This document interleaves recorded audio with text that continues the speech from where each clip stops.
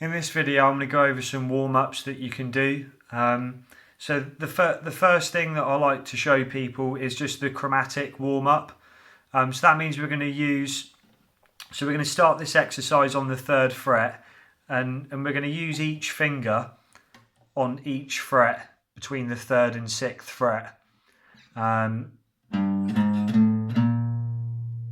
Okay, quite simple. And you'll notice with my right hand, I'm going down, up, down, up. Now I go to the next string, do the same thing.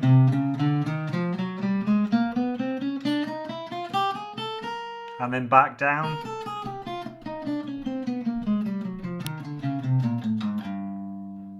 Okay, and you can do this on each fret, you know, moving up the guitar. And so on and so forth. You can keep on doing that. The next thing that you can do is use different fingers. So I can go 1, 3, 2, 4. That's all on the same string. Same, and then move the same shape onto the next string.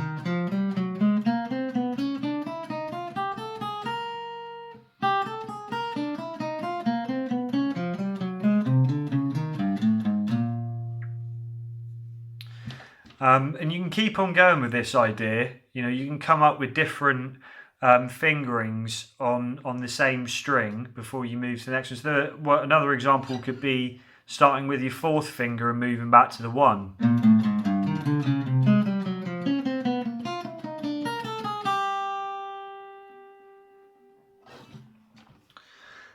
So yeah, you can use those chromatic exercises.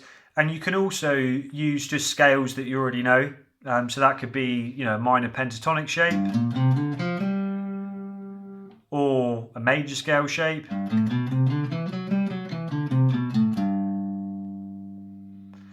And I'd also encourage to use a metronome as well. So, you know, you could have a metronome going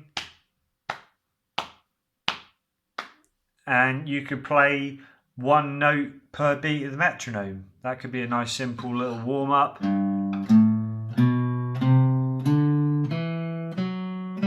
Or 2 notes per beat.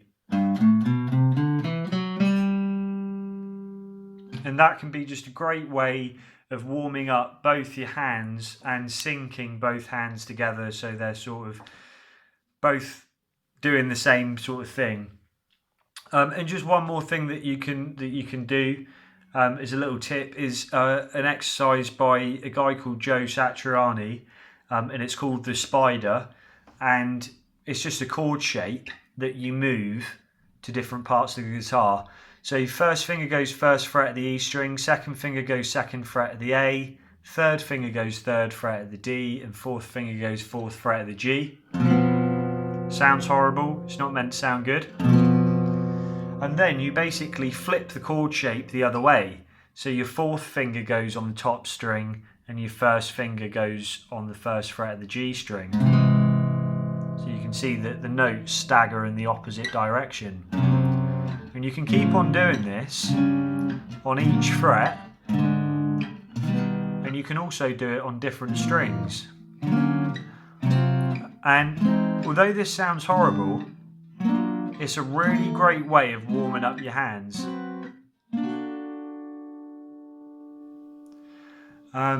So we've got chromatic exercises,